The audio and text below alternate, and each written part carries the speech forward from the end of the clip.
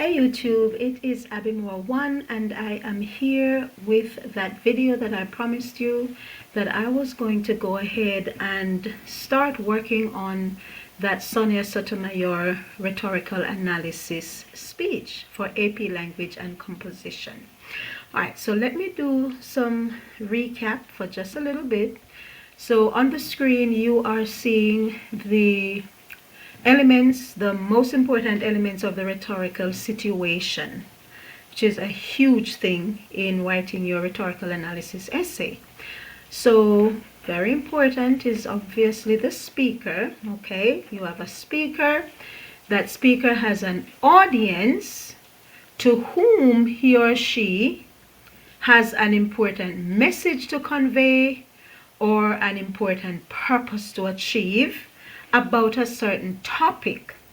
And then context is also important, and sometimes even exigence. All right, and we know that context is the situation or whatever was happening at the time that the speech was given. And so when you're given that introductory portion of your prompt, you want to read that closely and you want to extract all the important bits of information, including context. Look at the year if you're given one and think about what was happening at the time. Think also about exigence, which is a little bit of an extension of context. Exigence is that immediate or that main catalyst that led to the speech being given, or that led to the situation that made giving the speech necessary. Okay, all right, let us move on. So then our next slide, if I can find it right here, all right, is going to be the Sonia Sotomayor speech. Forgive me for that New York Rican, that is supposed to be one word, but here is a visual. All right, again, you're going to extract that important bit, those important bits of information. You know that the speaker is Sonia Sotomayor. She identifies as a New York Rican because although she was born in New York, her parents are from Puerto Rico. She is Latina. She's the first Latina to be appointed Supreme Court Justice. And now look at that date. She gave her speech in October 2011. What happened in 2011? The 9/11 attacks in New York City, right? And those happened in September. And here in November, she's giving this speech. What was happening at that time? What is our context? What is our exigence? Okay, now she's giving this speech to, I believe, Berkeley. She's giving the keynote address at a graduation, but all kinds of Americans are listening. And this is a time when people who are not native, people who are not born in America, are being prejudged left, right, and center because of the attacks, the terrorist attacks that had happened. It was very unfair, but at the same time, you know, we have to have empathy all around. And so lots of people were suspicious and kind of upset of just anybody who was what they deemed foreign or alien.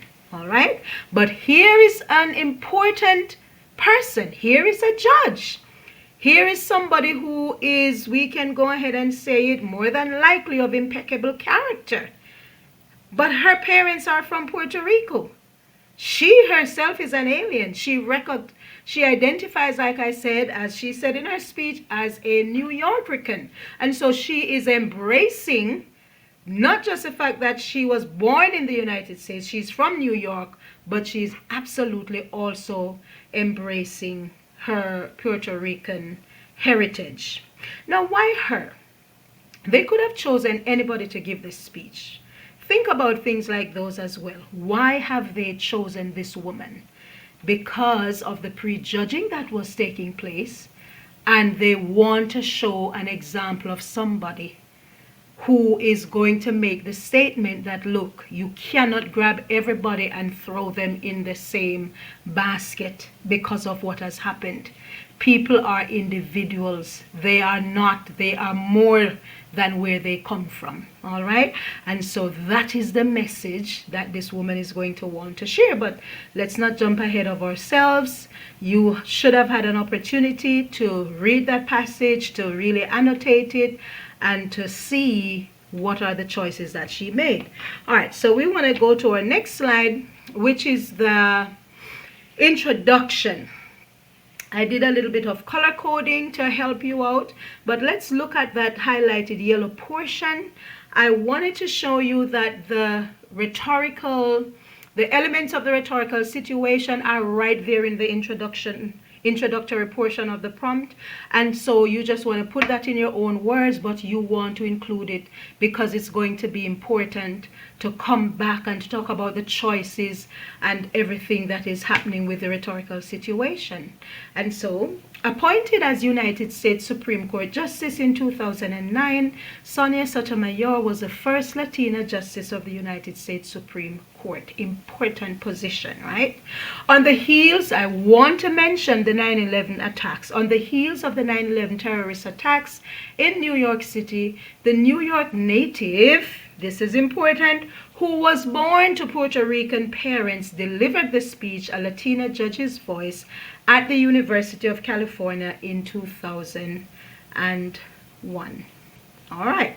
That's all we need, though. You have 3 essays to write, and there's no way you're going to spend a whole lot of time on the introduction. You want to get to that thesis, because really and truly, that is the only thing that is going to be giving you that thesis point for your row A on that rubric. And so here is our thesis: to convey her message that her ethnicity does not define her. That's it. That is all she wants these people to walk away understanding. But why? Is this speech only about her? Absolutely not. This is for everybody who will listen. And even though she's Latina, she's talking and representing every ethnicity. She's the voice of everybody who does not have an opportunity to speak up, because maybe nobody will listen to them, because it's easy to prejudge them because they don't have an important position like Sonia Sotomayor has, right? And so to convey her message that her ethnicity does not define her, look at these verbs we talked about in the last lesson. We're not going to use nouns. We're going to use active verbs. What does she do? Because we are analyzing her choices. What is it that she does to convey this message? She highlights relatable details about her upbringing, and she calls out America for its hypocrisy in praising and ignoring diversity at the very same time. You just need 2 things. You can develop a fantastic essay with just 2 body paragraphs, 1 per choice. And so there are my 2 choices. Now, remember, you're welcome to flip the thesis. You're welcome to start with the choices and end with the message. And so this could have read, Sotomayor highlights relatable details about her upbringing and calls out America for its hypocrisy in praising and ignoring diversity at the same time in order to convey her message that her ethnicity does not define her. You could have done it that way. Now, students, my students, and anybody who will see this, remember that you are more than welcome to use, if you are struggling, use this frame every single time and you will earn for yourself that thesis point. Just make sure that you have 2 solid active verbs. We don't want to say things like she uses or she utilizes. I talked about that the last time. That is not going to be impressive. All right, now brace yourself because this slide is going to look super lengthy. Ooh, take a look at that. All right, but we do want to have, it may not be as in depth as this one because you are under exam pressure, but we absolutely though do want to ensure that we have a well-developed body paragraph, because this is where you are going to be talking about your whys. This is where you're going to be proving that it is true that she uses relatable. I'm saying the word uses, but I'm not writing it. That's fine. All right. She does incorporate, she does highlight these relatable experiences. So I want to give an example, at least one of that, and I want to dig into why she does that, because that's going to be her commentary. We have to tie everything back to her purpose or her message that she wants to convey. Why is she talking about this at this particular time to this particular audience?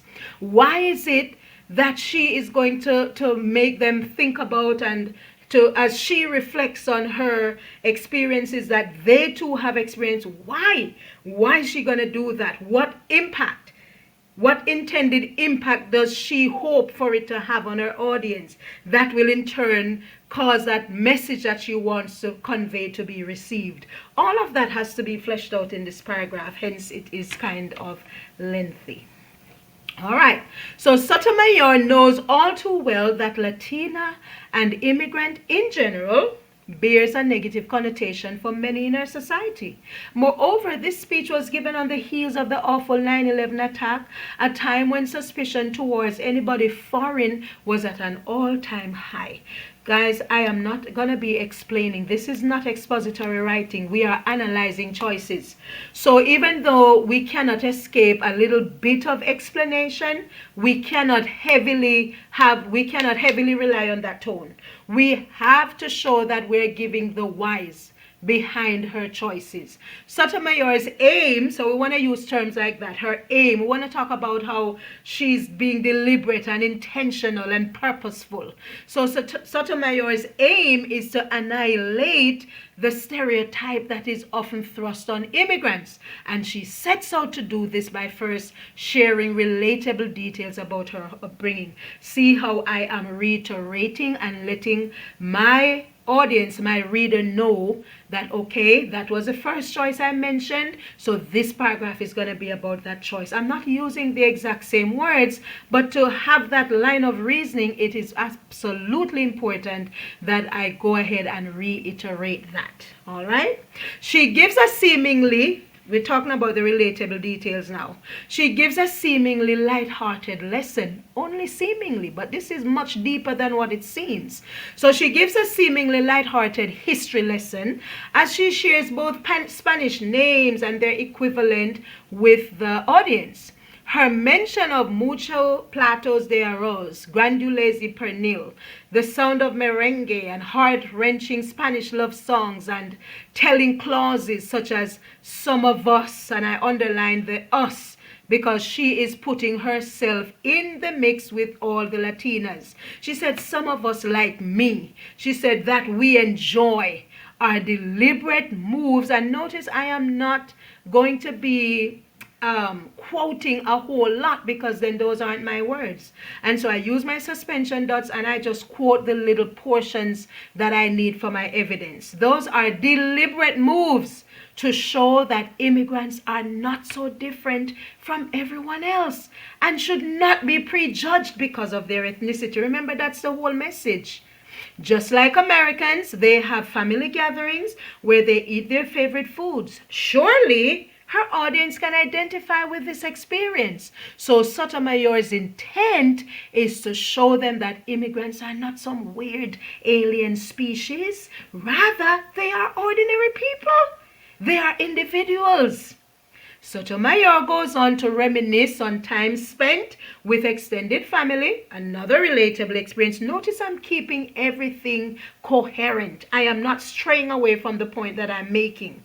So that's another relatable experience. Sharing these experiences has a far greater function than just talking about her roots or making her audience believe that people are not as different as we might think. Sotomayor's aim is to demonstrate that even though there are certain traditions that she shares with other Latinos, these shared experiences do not make her Latina.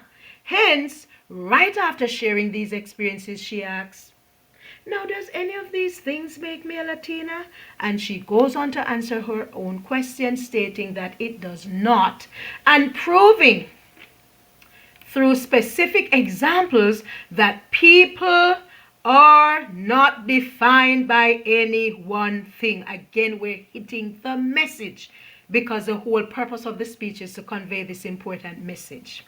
Sotomayor knows that if she can get her audience to see all people as just people, they will leave her presence, agreeing that no one deserves to be prejudged.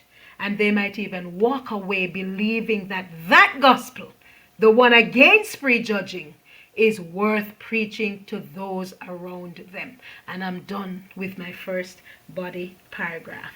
All right, I hope this has been helpful, and I'm going to come back. I am going to wrap this up with the second body paragraph as soon as I can, as well as a short conclusion, and then just a recap of everything with this particular speech. All right, God bless you again. Don't want to make this too long, but I hope this was helpful. Bye-bye.